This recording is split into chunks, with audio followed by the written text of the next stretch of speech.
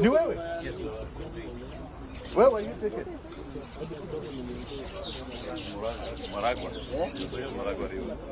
You were dropped in the one in the water? Aye. Najua, I think it's important, even before I talk, we need to introduce some key people here. Kama huyu kijana. There is also another comrade. This one who is representing the other huyo, and this one who is representing Bob's family. Is anyone representing Longman? Longton. Longton. Nani anakuja? Ako wapi huyo? Pigia simu ndugu yangu. Harakisha yeye.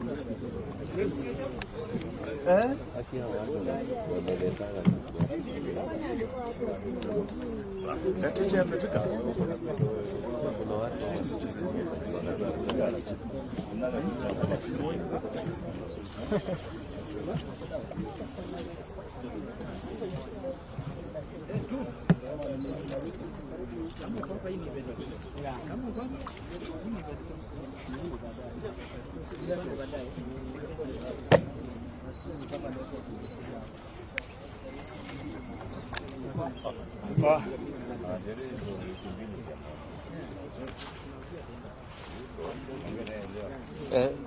Any luck?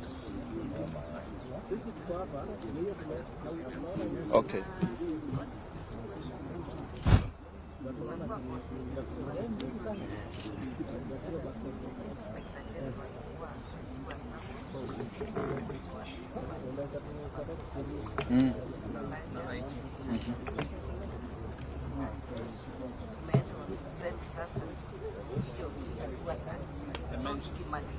So they've been summoned there at 3 p.m. Yes, so 3 p.m.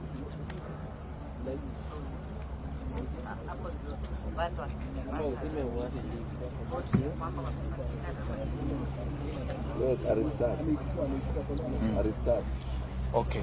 So who do you think I should introduce here? Joshua Okaya.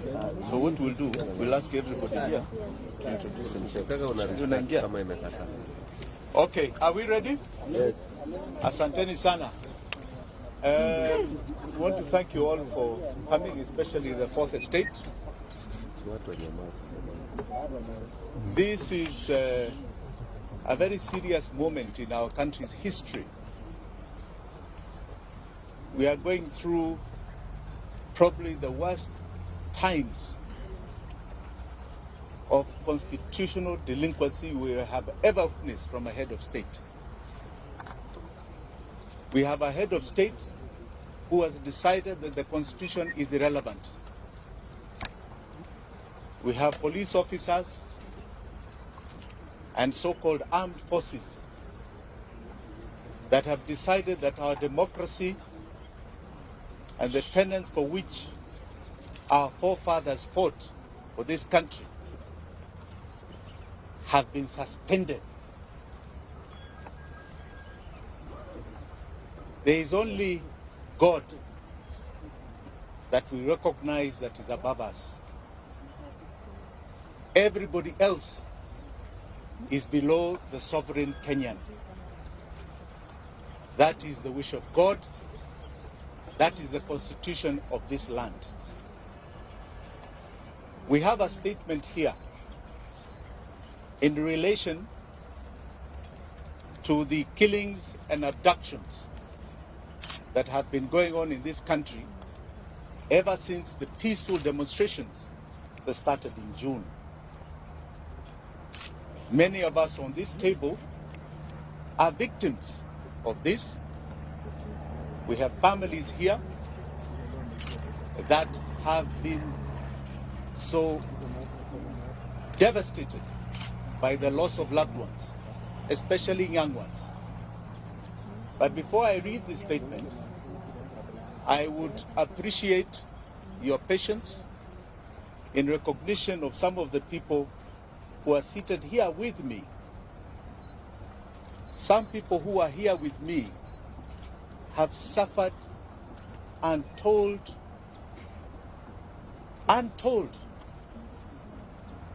inhuman treatment, all in the name of exercising our democracy as enshrined in our Constitution. So before I say much, I think Felix, you can ask people to stand up, or we just start from the end there? Sure. Right? Introduce yourselves. Please stand up. Introduce yourself. Hello everyone. My name is Adrian Koch. I'm a national youth leader. And as of the moment, we are leading university student activism to reinvent and bring back the student activism that we've been having for a long period of time that we have lost. Right now, the major discourse has been on the new funding model and the road that has been in the education sector.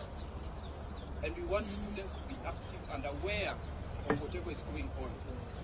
We are not in support of whatever the government has done in trying to call out student leaders in having personal meetings, which is not effective towards success of education in this country. That is why we are looking at students to stand up for the students and majorly for all our individuals who are being threatened, including students themselves, by the anarchism that is being displayed by this government. Thank you. Thank you.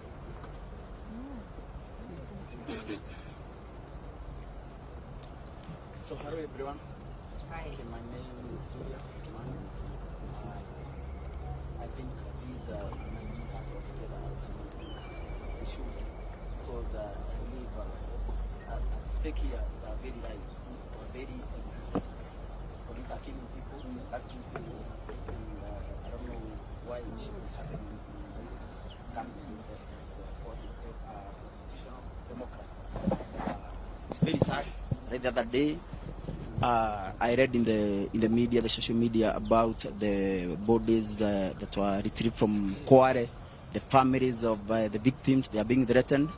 The youths who helped to retrieve the bodies, they are being threatened by the DCI. I think this is uncalled for, and this is what we should stop. I don't know why people should lose their lives for someone to cling to power, for someone to refuse to get out of power. I think people have spoken. The people of Kenya, we saw the protests. People came out in numbers, and they spoke clearly and loudly, and they said, we do not want you in power. We do not want President Ruto in power, because this man came into power through lies, lying to the people of Kenya, and this is what we are dealing with. We are dealing with an evil system that people who stop at nothing to continue killing into power. This is the problem that we must deal with squarely and know how to get out of this mess. Thank you so much for now. Kimani is a one-man army. Yes. Kamau, sorry. Endelea, Kamau. Thank you.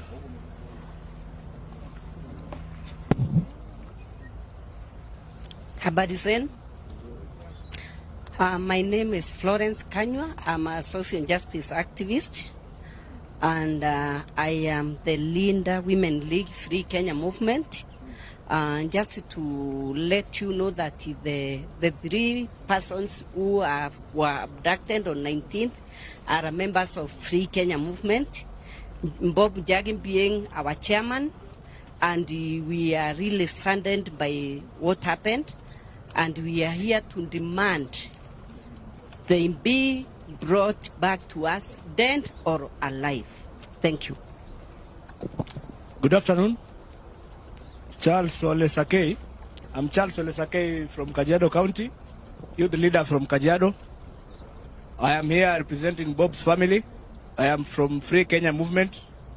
We have been on the ground with him, championing for our rights. And the reason we are here today is because someone somewhere has decided to criminalize the right and freedom of protesting. So ndio kwa maana leo tumekuja hapa kwa sababu wenzetu waliweza kuchukuliwa. Hatusemi walikuwa abducted. Serikali haijatupatia majibu leo, ikiwa ni siku ya 15 tangu hawa vijana kuchukuliwa na kupotea. Polisi wamedeny kwamba waliwa arrest ama wanawa detain. Lakini tumekuja tujiulize pia, kama polisi wanasema hawakushika hawa watu ama hawayuko na hawa watu, watuambie nani wako nayo. And I want to ask itakuwaje kuna milisha ina operate kwa hii nchi na rais anasema hajui? Anasema hajui kwamba kuna watu wamepotea. The president the other day said that he is not aware of anybody who is missing. So mimi nataka niwaulize, inaweza kuwa kuna mtu anaongoza hii nchi na hajui? Okay. Sawa, asante.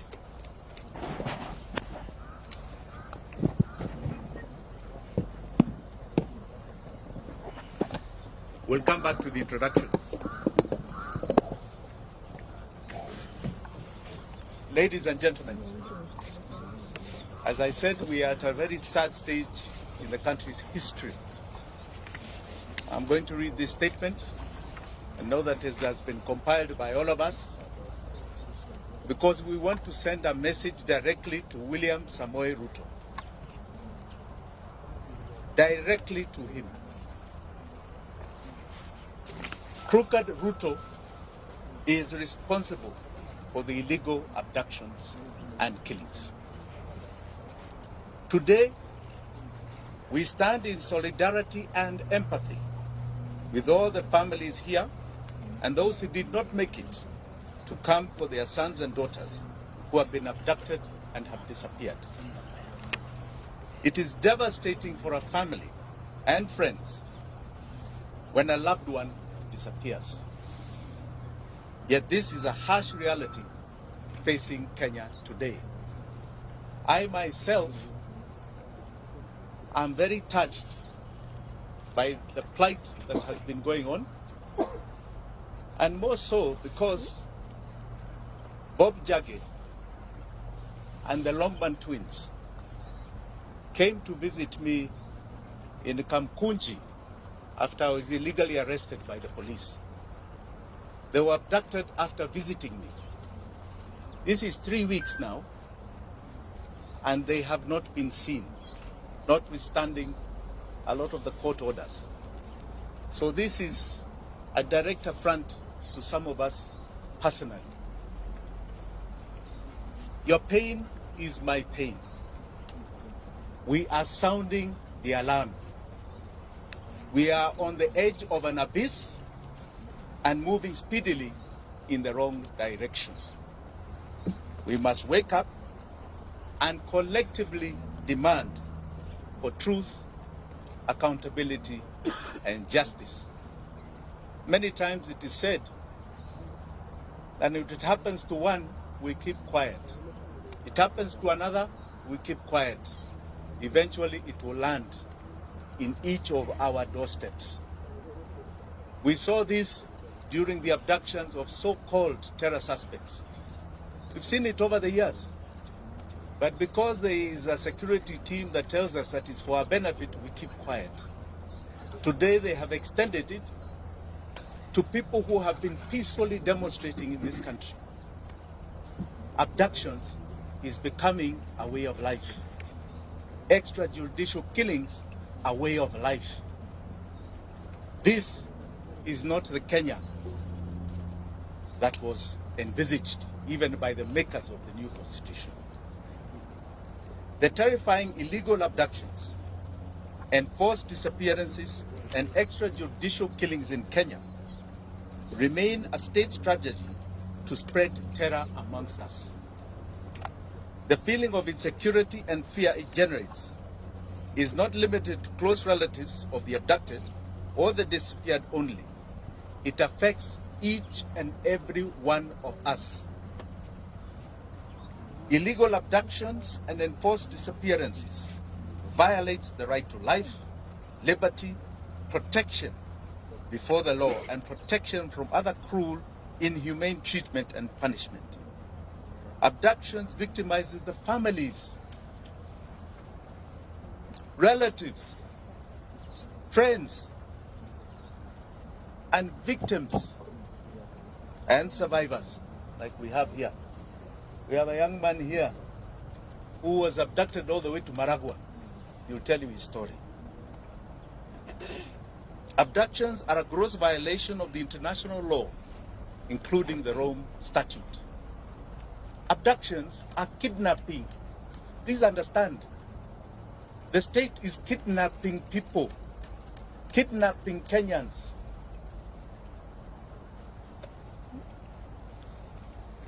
They are a crime against humanity. Family and friends of people who have been abducted and disappeared experience slow mental anguish, not knowing whether their son or daughter, mother or father are still alive,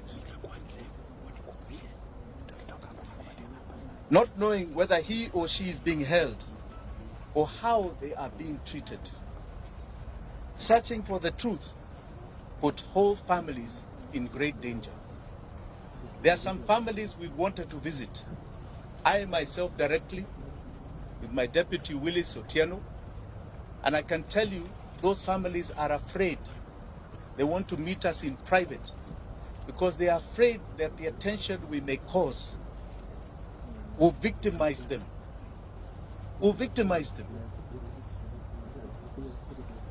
No order or instruction of any public authority, civilian, military, or other, may be invoked to justify a form of abduction, stroke kidnapping, to enforce disappearance.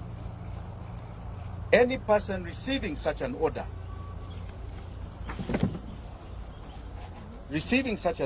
or instruction shall have the right and duty to not obey it. Article 26 of the Constitution of Kenya guarantees every Kenyan the right to life, specifically stating a person shall not be deprived of life intentionally.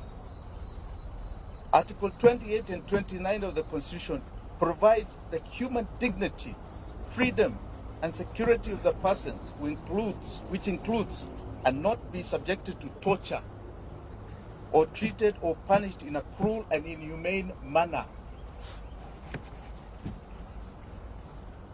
The Inspector General of the National Police Service, under Article 245 of the Constitution, must exercise independent command of the police. We have seen what is going on. You have an IG who stands up and says you can demonstrate. It's in the Constitution. 2 days later, he's chasing everybody from the streets and his officers are shooting. Who is giving him those orders?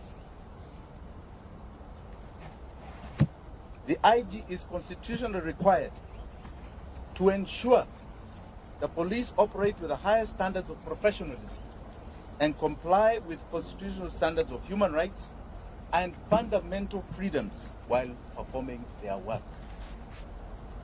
In exercise of the command of the police, the IG has the constitutional responsibility to ensure that the officers commit to protect the right of life of all Kenyans by adhering to the Constitution. President William Ruto took oath and swore that he would truly and diligently serve the people of the Republic and the Republic of Kenya. He would diligently discharge his duties and perform functions in the office of the President while doing justice to all in accordance with the Constitution and the laws of Kenya without fear, favor, affection, or ill will.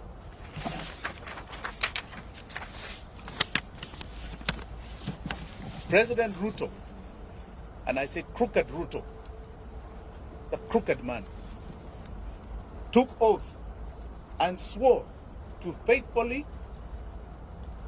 bear true allegiance to the Republic of Kenya and will obey, observe, protect, and defend the Constitution of this country.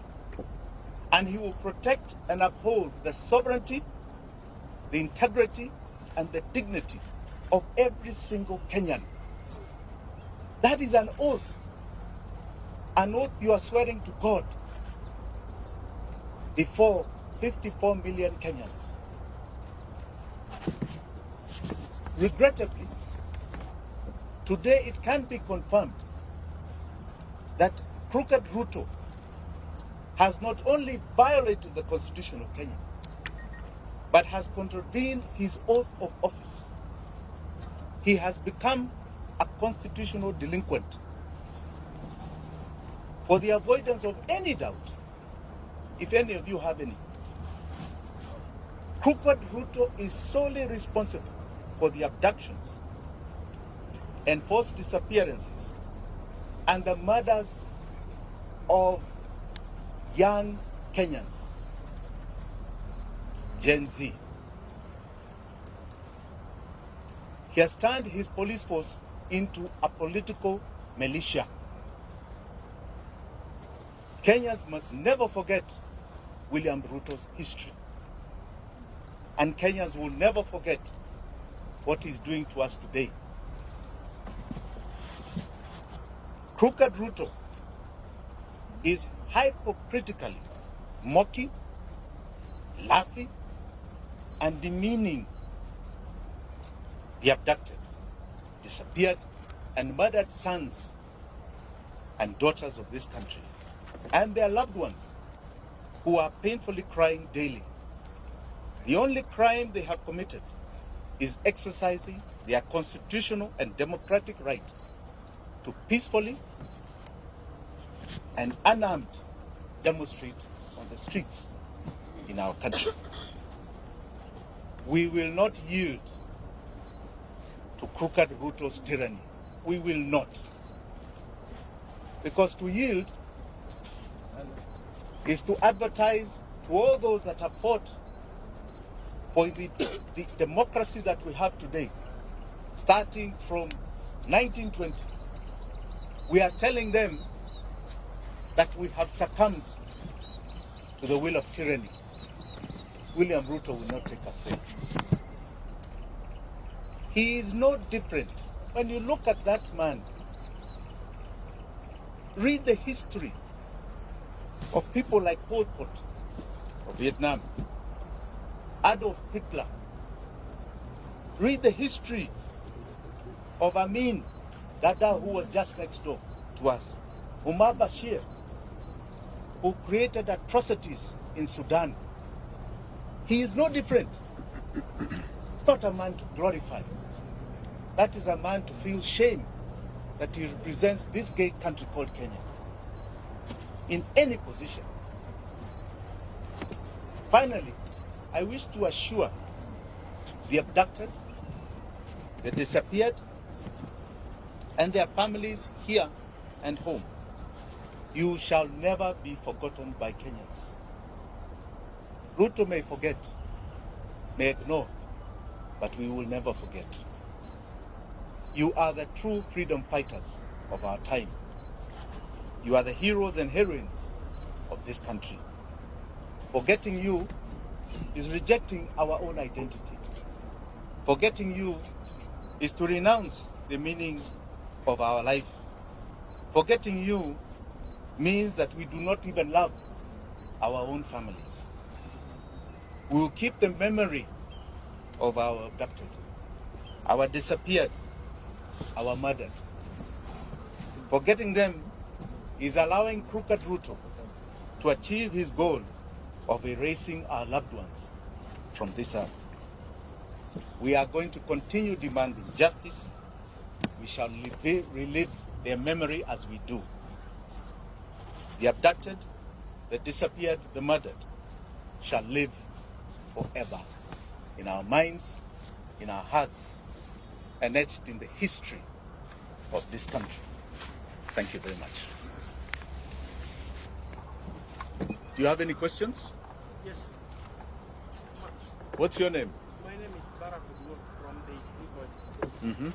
The president recently said that he is not aware of any case of that, and should there be someone who is aware of such a case, should provide the names of PS Kumon. Have you and your team done? You know, Crooked Ruto has a big problem. He seems to be delusional. The information is in public domain. The media has over and over stressed names. Are you telling me he does not listen to the media? He doesn't watch TV like all of us? If he was true to the oath of office that he took, he doesn't wait for people to submit names. He would have already set up an inquiry with the allegations that are already there. He should be informing us what is going on. The only reason he is doing that is because he is the one who is doing it. Okay? Let us not mince our words here. Those are his instructions being obeyed by others. And he will be held to account. The days when people just got away with things are over. The level of accountability Kenyans are demanding, and the world, is at an all-time high. He will not get away with it. Any other question? Yes. My name is David Mawara from the other subject, the case Abductions over the sea. Are you an interested party or seeking to be involved? And then, how do you pursue justice? You know, justice for the victims is historical to us. When we had ICC, that was an attempt to deal with justice for the victims. We had 1,400 people who died, 2007, 2008. Today, we are talking, we don't even know the exact number. We have bodies in the mortuary, unclaimed, unidentified. We have bodies being found in rivers and swamps and dump sites. We don't know how many. We can only estimate there may be a few hundred. I think we must start looking for justice elsewhere. We are going to make sure they are accountable in this country. One of the greatest cases that has happened, and I like you to all follow this case, is the case of justice for Baby Pendo. Baby Pendo was murdered by police in 2017. And that case is coming up October the 3rd in our High Court here in Nairobi. That case is taking to court what you call the commanders of that case. The OCS, the OCPD, regional commander, people who actually committed the murder, and holding them personally liable, criminally liable for the death of Baby Pendo. One case at a time is going to achieve things you have never imagined.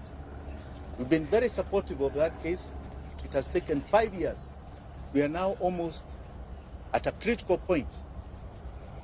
So I want to warn all these commanders who are taking instructions. Watch the Baby Pendo case. It is coming to you. Each and every one of you. Whether you're the IG, whether you're the DCI, whether you're NIS, whether you're an OCPD, it is coming to each and every one of you. And you will face justice for the victims. Yes? My name is Daniel Sare.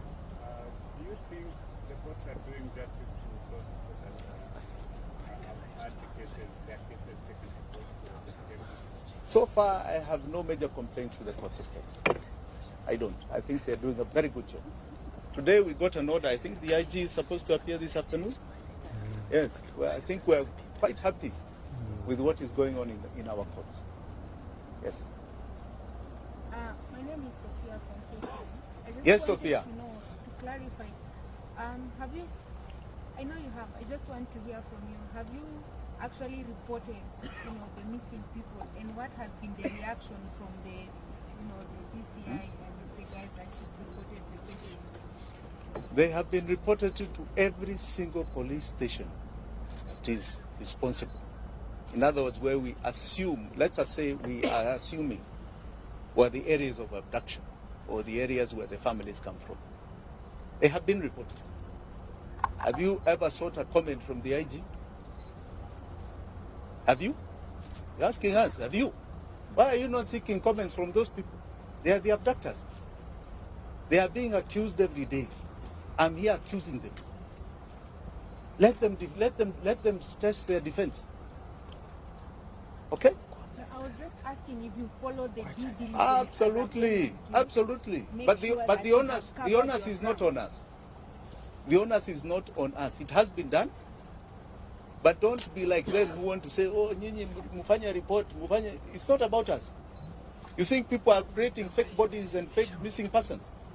Let's be sincere. It has been followed. And as you can see, there are people who are living in their own reality. They don't want to acknowledge that there is such a thing. Yes. Yes, Lugu. So far as Jim Wanjigi, how many families have you reached to be able to communicate about the missing persons? How many families? How many are there so far? About 12. About 12. Yes, about 12.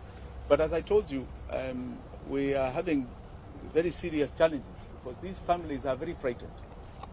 And they feel if we draw too much attention to them, they will be victimized. Even their other children will be victimized. But so I would like to keep it a bit quiet. Yeah?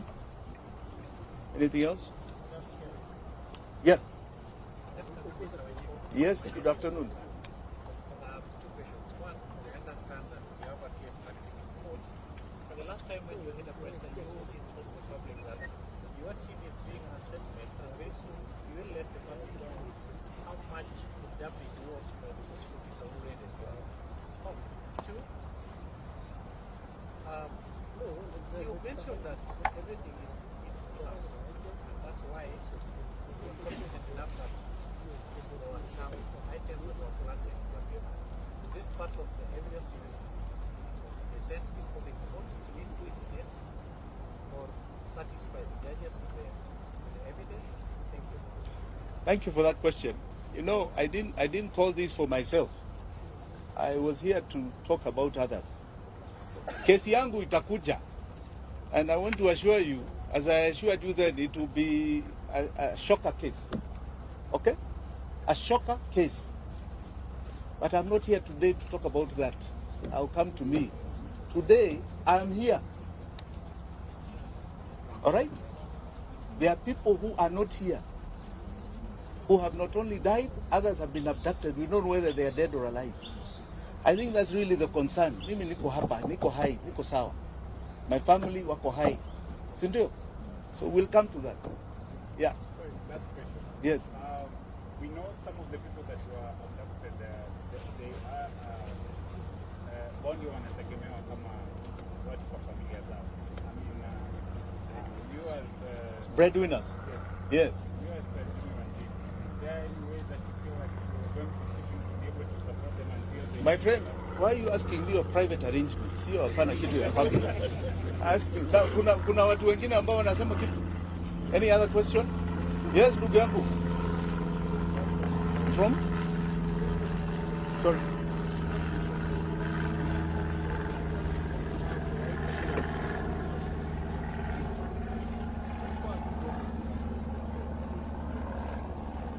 You know, I don't think it's about resignation alone. These are people who should be criminals before a court. They have completely decided the law is irrelevant. And whether they resign today and you put others tomorrow, it makes no difference. The key thing is that they need to be seen in a court of law answering for the injustice that they are committing. That may be the greatest attempt at stopping continual abuse of the law by the police. We need to see an IG in court. We need to see a DCI in court. We need to see OCPDs and OCSs in court. That is what we need. There was a young man who was shot some time ago called Rex Masai. Rex Masai. That was the first one that was brought to our faces. Okay? We have had how many stories for the last 3 months? Including from these agencies, what is it called? Yes. Really? We are talking about young men's lives here. Young girls' lives. I don't think it's a matter of resignation. Yeah. Do you feel like justice is gonna ever be done? Absolutely. And do you have hope for the Kenyan? Absolutely. In fact, most Kenyans feel very hopeful. Any of these criminals who are perpetuating injustice will see that court of law. One day, that I assure you, this is not going to continue happening in this country. What is the time limit that is giving the government to be able to produce the people, and what is the plan? Well, let us see how they answer today, because today's, this afternoon's case is critical. Many of us are skeptical. They will say they don't know where they are, they're not the ones who did it. But they also don't know what we have to prove that they are the ones. So let us see what they produce as the excuse this afternoon. Then you can ask me about time limit. Okay? Asanteni sana. Please hold on. I would like you to still hear some people here. Yeah? Please, Felix. Can we start with the former survivor? Yeah, Victim of yeah. abduction. That This is young man. help him be the first. Okay. Ya kuja tu hapa. Exchange the Down with extrajudicial killings, down. Down with extrajudicial killings, down. Down. Viva.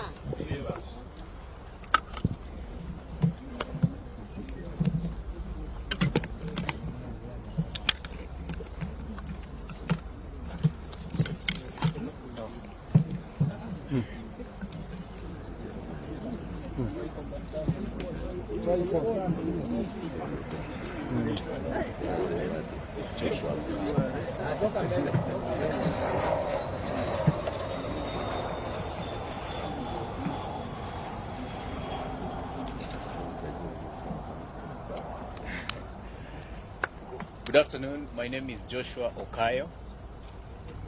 I am a student undertaking my advocates training program at the Kenya School of Law, and also the president of the Student Governing Council at that institution.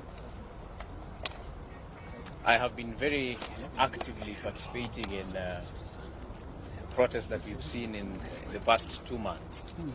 And I remember on 18th of June, I met Advocate Wakili Willis here. We were actually with him on the street. And it appears to me that this was history writing itself. I got abducted on 26th of June and was released, or rather when I realized that I was released, that was 28th of June. Because I found myself at the bank of Maragua River in Murang'a. So today I'm here because I'm here in solidarity with the families, friends, relatives, and everyone else who are related to our brothers and sisters who have since gone missing but have not been found. I am here because this speaks to me. I am here because I identify with the case in question right now. Were it not for efforts like this, were it not for such pressure, probably I would have been found dead. Sometimes I sit down and reflect, and I see the mere reason why I should also fight for other people, the way my friends and the whole nation fought for me, and they ensured that they remembered my name so that they released me. So at this juncture, remember their names, remember Jagi's name, remember everyone's name.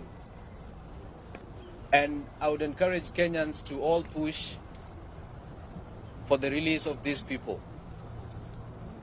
And to William Ruto, the young people are on your case. We are on your case. You have seen people going around the country exposing fraud, exposing theft and corruption.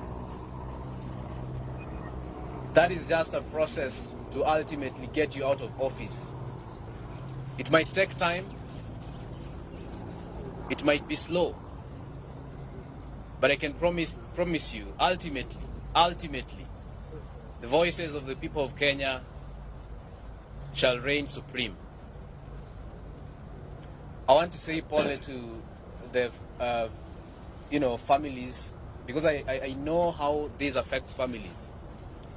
When I was abducted, and it was now 2 days, my family members were in distress. They were moving everywhere, calling all my friends, trying to find out where I was. They could do nothing. And you know, the problem is that we have a generation that believes we are very powerless to the extent that a president cannot be called by name. We have to change our view, and we have to avoid this self-aggrandizement that has been, you know, the impression of self-importance that has been sold to us, and we have to call everything as it is. So I'm here because this is very painful, and if I remember that I was once in such a situation, I feel very sad. Thank you.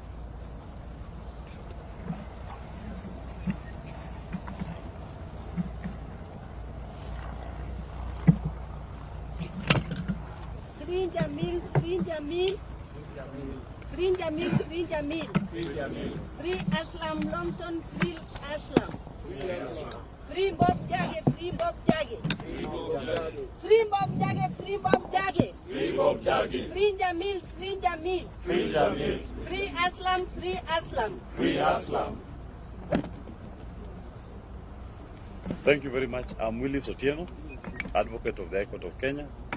I'm involved in some of the litigations that are seeking to hold the police and William Ruto accountable for the forced disappearances and abductions of our young people. You all recall the story, for example, of the father of the alleged Equity Bank manager, who the state decided to take to live with lions and hyenas as part of torture, a forced disappearance, and the gentleman was held for over 3 weeks.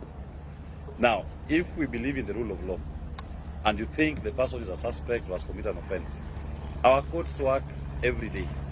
Why not take these suspects to court? Why not subject them to the due process of the law? Now, you've been told these issues of forced disappearance and abductions actually constitute crimes against humanity. And where we are going to seek for redress here in Kenya. And we are also going to invoke universal jurisdiction in countries that have accepted that concept as a means of achieving redress.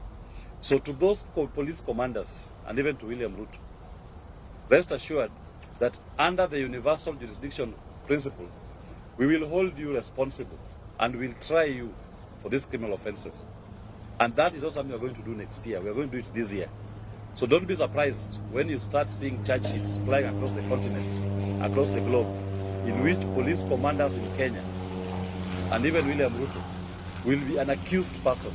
Those fake charges they register in Kenya against innocent Kenyans who are exercising their rights under the Constitution, we are going to have genuine charges registered against them in their names in Kenya and abroad. They must answer to these crimes against humanity that are being committed against our people. And there's an active team of lawyers who are doing this, and they are not relenting. We've collected enough evidence that has met the threshold for universal jurisdiction to be invoked. Thank you.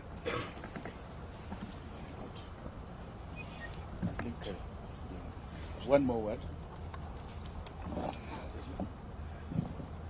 I have one more word. One more word. William Ruto, I am coming for you. I am coming for you in the political arena. I am coming for you in the legal arena. And I'm coming for you with the Constitution of Kenya. I am coming for you. Know it today and every day that you pretend you are a president of this republic. Thank you very much.